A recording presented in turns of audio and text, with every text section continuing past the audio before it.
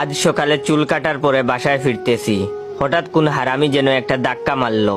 সোজা গিয়ে একটা মেয়ের উপর পড়লাম। মেয়েটা বলল, এই যে চোখে দেখতে পারেন না?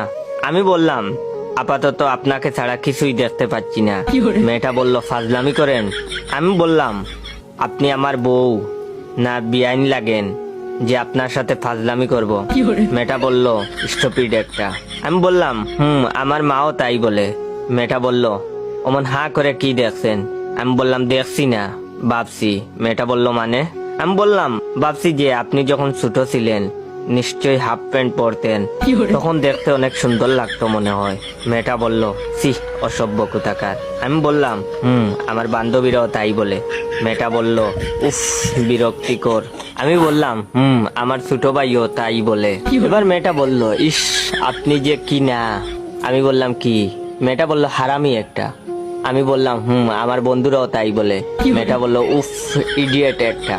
আমি বললাম, আমার স্কুলের ম্যাডামও তাই বলে। মেয়েটা বলল, ফালতু। আমি বললাম, জানি তো, অনেকেই বলে। মেয়েটা বলল, আপনাকে এসব কথা যে বলি আপনার গায়ে লাগে না? আমি বললাম, না, শুনতে শুনতে অভ্যাস হয়ে গেছে। মেয়েটা বলল, ইস, আচ্ছা, আপনাকে মানুষ বলেনি এমন কোনো কথা আছে? আমি বললাম, হ্যাঁ, আছে তো। মেয়েটা বলল, কি সেটা? আমি বললাম, আমাকে আজ পর্যন্ত কেউ বলেনি যে তুমি খুব ভালো। এবার মেয়েটা বলল, ও আচ্ছা, তাহলে আমিই বলছি, ভাইয়া আপনি খুব ভালো।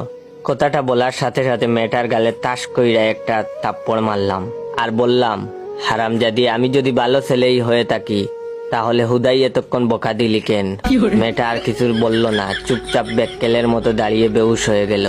তখন আমি তার পার্সটা চেক করলাম। চেক করে দেখি অনেক টাকা।